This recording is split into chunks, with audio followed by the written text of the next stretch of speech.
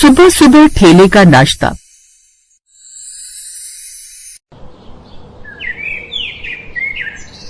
मोनिका की नई नई शादी हुई थी। वो सुबह सुबह सब लोगों के लिए तरह तरह का नाश्ता बना रही होती है। सास के लिए पराठे, ननद के लिए पास्ता और अपने पति के लिए पोहा। यही सब बनाते हुए वो बहुत ज्यादा थक जाती है और खुद से कहती है, मैं तो बहुत ज्यादा थक गई हूँ। अगर इसी तरह से सब लोगों के लिए नाश्ते बनाती रहूंगी तो यहीं पर दोपहर के खाने का समय हो जाएगा। ना जाने माँ जी ये सब कुछ कैसे करती होंगी। मोनिका फिर भी पूरी मेहनत करती है क्योंकि वो नहीं चाहती थी कि वो नई नवेली बहू है और उसे कोई ये कहे कि वो थोड़ी भी आलसी है। मोनिका थोड़ी ही देर में सारा नाश्ता टेबल पर लगा देती है, लेकिन जब सबसे आखिरी में वो पराठे लेकर आ रही होती है तो पराठे की प्लेट रास्ते में ही गिर जाती है और टूट जाती है।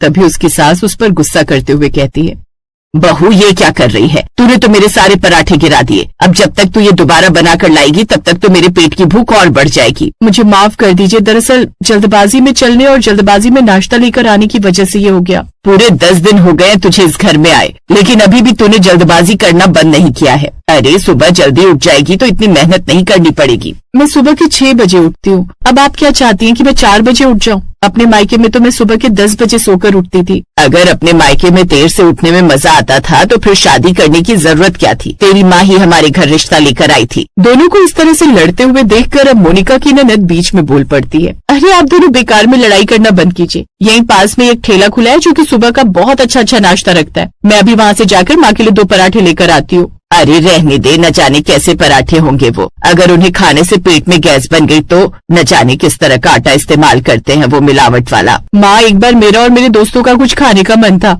और कॉलेज जाते हुए मैंने उस ठेले से खाना खाया था। वो सच में बहुत अच्छा है। मैं लेकर आती हूँ, अगर आपको पसंद न आए तो आप बता देना। मीनाक्षी जाती है और अपनी माँ के लिए उस ठेले से 2 पराठे लेकर आ जाती है। वो पराठे सच में बहुत लाजवाब थे। वो पराठे खाते ही सुमित्रा का गुस्सा उसके चेहरे से गायब हो जाता है और वो कहती है, ये पराठे तो सच में लाजवाब हैं। इन्हें खाकर तो मजा ही आ गया। सच में एक काम कर मीनाक्षी, अब से मेरे लिए रोज वहीं से 2 पराठे मंगवा लिया कर।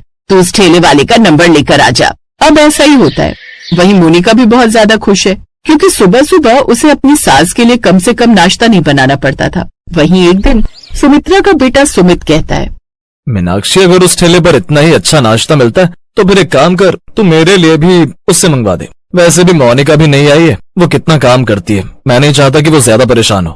कभी माँ के लिए भी इतना दुख दिखा दिया होता तब तो तुझे सुबह सुबह सारी चीजें हाथ में चाहिए थी और तरह तरह के नाश्ते की फरमाइश करता था, और अब अपनी पत्नी का दुख देखा नहीं जा रहा।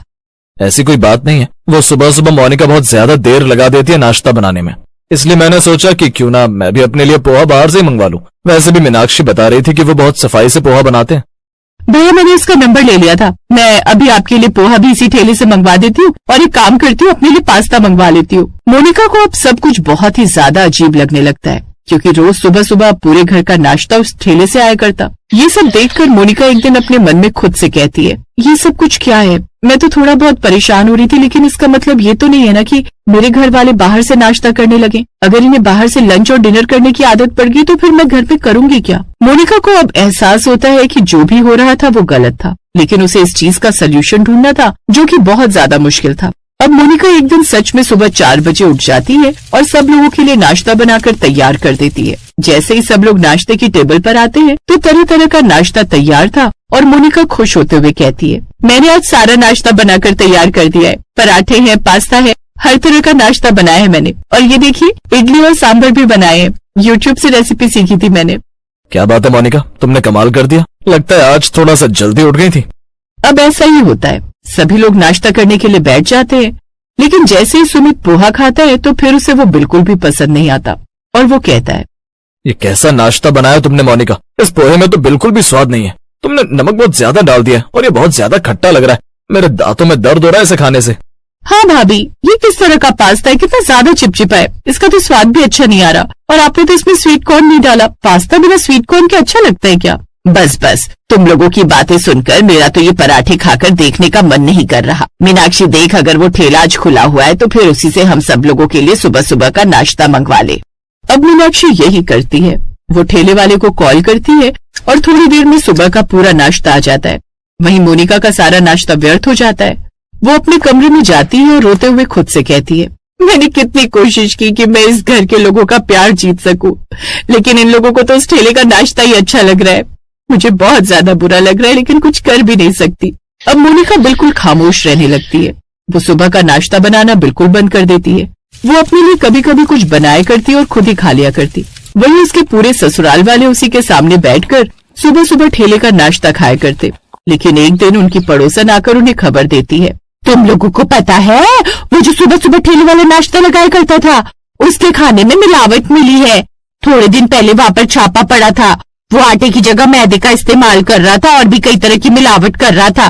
कैसी बात कर रही है तू? ये बात तो मुझे पता ही नहीं थी। मोनिका बहू, अब से तो तुम मेरा नाश्ता बना दिया करना। मैं उस ठेले का नाश्ता नहीं खाऊंगी। तुम तो जानती हो कि मैं 2 टाइम जिम जाता हूँ और अपनी सेहत का कितना ध्यान रखता हूँ, और अगर मेरी सेहत को कुछ हो गया तो क्या होगा? और अभी तो मेरी शादी भी नहीं हुई। अगर मेरे शरीर में कोई दिक्कत होगी तो फिर कोई मुझसे शादी नहीं करेगा और मुझे सारी जिंदगी अपने मायके में ही बैठना पड़ेगा। भाभी, आप जैसा भी बनाओगी मैं चुपचाप खा लूंगी। मोनिका भी खुश होकर सब लोगों के लिए नाश्ता बनाने को तैयार हो जाती है और उसके बाद रसोई में जाती है। वहीं खिड़की से उसकी पड़ोसन रसोई में झांकती है और कहती है, ठीक है मोनिका, तूने मेरे घर आकर मुझसे विनती की थी कि मैं उस ठेले की बुराई करूं और देख मैंने कर दी, लेकिन अब तुझे भी अपना वादा निभाना होगा। आंटी, आप बिल्कुल भी फिक्र मत करिए। जब मैं सब लोगों के लिए नाश्ता बनाया करूंगी तो मैं आपके लिए भी खिड़की से नाश्ता पार्सल कर दिया करूंगी। आखिर आपने मेरी इतनी मदद की है और धीरे धीरे मैं कोशिश करूंगी कि समय से सब लोगों के लिए नाश्ता बना दिया करूं। पड़ोसन कहती है, सच में तू बहुत अच्छी है। जहाँ आजकल की बहुएं काम करने से भागती हैं, वहीं तू काम करने को तैयार है। तो सच में बहुत अच्छी है और ऐसे ही काम करती रहे। और रही उस ठेले की बात, तो फिर वो ठेला भी जरूर कोई ना कोई मिलावट करता ही होगा, वरना इतने सस्ते दाम में कोई भी खाना बनाकर तैयार नहीं कर सकता। अच्छा हुआ जो हमने तेरे घर वालों को वो सुबह सुबह ठेले वाले नाश्ते का इंतजाम खत्म कर दिया। पड़ोसन की मदद से मोनिका के जीवन में सब कुछ ठीक हो जाता है। मोनिका धीरे धीरे अपने घर वालों को इस बात के लिए मना लेती है कि रोज हर कोई एक तरह का नाश्ता न खाए। अब उसके बाद किसी दिन घर में पोहा बनता, तो किसी दिन सिर्फ पराठे, तो किसी दिन सिर्फ पास्ता, और पूरा परिवार उसे खाया कर